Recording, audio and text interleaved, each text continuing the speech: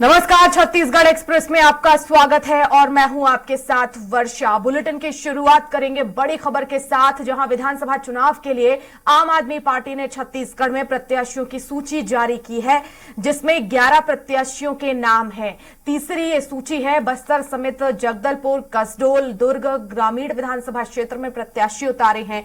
आम आदमी पार्टी पूरे 90 विधानसभा क्षेत्रों में चुनाव लड़ रही है। बैंकुटपुर से आकाश जायसवाल, कटघोरा से चंद्रकांत डिकसेना, लोरमी से मन भजन टंडन, मुंगेली से दीपक पात्रे, जयजयपुर से दुर्गा लाल केवत और कसडोल से लेखराम साहू, गुंडरदेही से जसवंत सिन्हा, दुर्ग ग्रामीण से संजीत विश्वकर्मा, पंडरिया से चमेली कुर्रे, बस्तर से जगमोहन बघेल और जगदलपुर से नरेंद्र भवानी को मौका मिला है।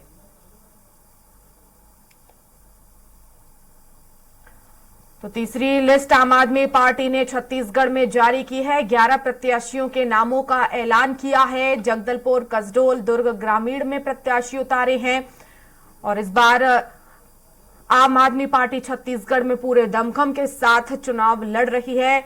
अरविंद केजरीवाल, पंजाब के सीएम भगवंत मान भी छत्तीसगढ़ आ चुके हैं, जनसभा को संबोधित कर चुके हैं और कई गारंटी उन्होंने दी है। 10 गारंटी दी है छत्तीसगढ़ में।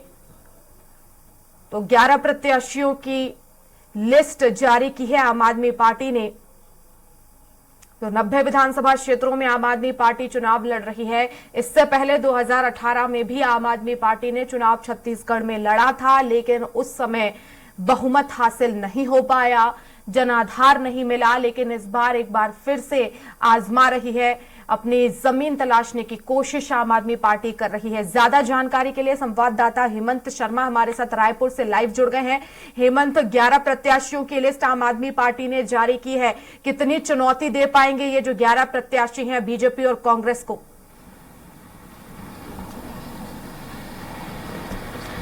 और देखिए, आम आदमी पार्टी भी पूरी सक्रियता के साथ छत्तीसगढ़ में विधानसभा का चुनाव लड़ रही है और पहले ही पार्टी ने ऐलान किया था कि पूरे 90 विधानसभा क्षेत्रों में वो अपने उम्मीदवार उतारेगी और लगातार प्रदेश प्रभारी का दौरा हो रहा है अलग अलग इलाकों में। इसके अलावा पंजाब के और दिल्ली के कई मंत्रियों को जवाबदारी दी गई है अलग अलग विधानसभाओं की और विधानसभा चुनाव को लेकर प्रत्याशियों का भी लगातार ऐलान हो रहा है।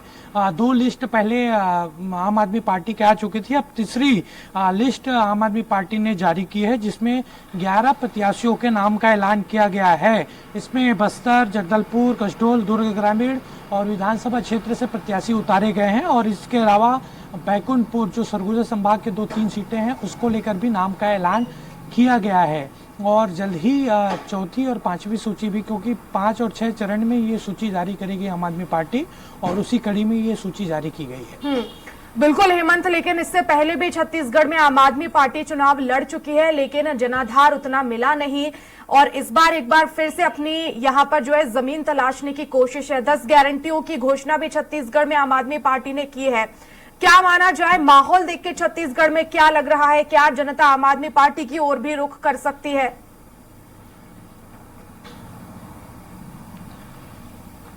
देखिए, ग्राउंड की स्थिति काफ़ी विपरीत है आम आदमी पार्टी के को लेकर देखा जाए तो, और सीधे तौर पर कई जिलों में संगठन उस तरीके से खड़ा अभी नहीं हो पाया है आम आदमी पार्टी का। पिछले विधानसभा चुनाव में भी सभी सीटों पर चुनाव आम आदमी पार्टी ने लड़ा था, लेकिन लगभग 85 विधानसभाओं में जमानत तक जब्त हो गई थी आम आदमी पार्टी की और उसके बाद कोशिश हालांकि की गई प्रदेश प्रभारी संजीव झा के द्वारा।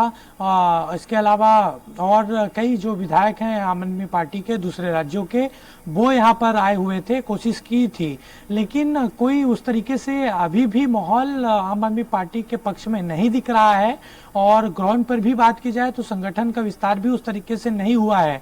2-3 सीटों को अगर छोड़ दिया जाए तो बाकी सीटों पर पार्टी की स्थिति उतनी अच्छी नहीं है। हालांकि सरगुजा संभाग की 1-2 सीटों पर जरूर इफेक्ट आम आदमी पार्टी डाल सकती है, लेकिन उस तरीके से माहौल आम आदमी पार्टी के पक्ष में नहीं दिख रहा है। लेकिन इसका असर हेमंत बीजेपी और कांग्रेस का जो जनाधार है उस पर तो होगा ही। कहीं ना कहीं वोट परसेंटेज उन दोनों पार्टियों का यहाँ पर कम होता हमें नजर आएगा।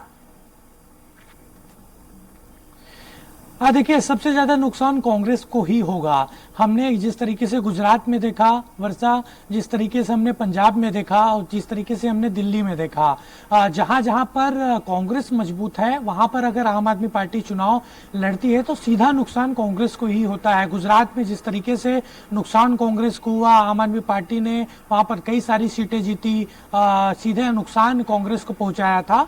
और यहाँ भी अगर अलग अलग सीटों पर इफेक्ट आम आदमी पार्टी करती है, उनके कैंडिडेट करते हैं, तो नुकसान कांग्रेस के ही प्रत्याशियों को वहां पर होगा। चलिए, बने रहिएगा हेमंत, आगे भी खबरों पर अपडेट्स लेंगे।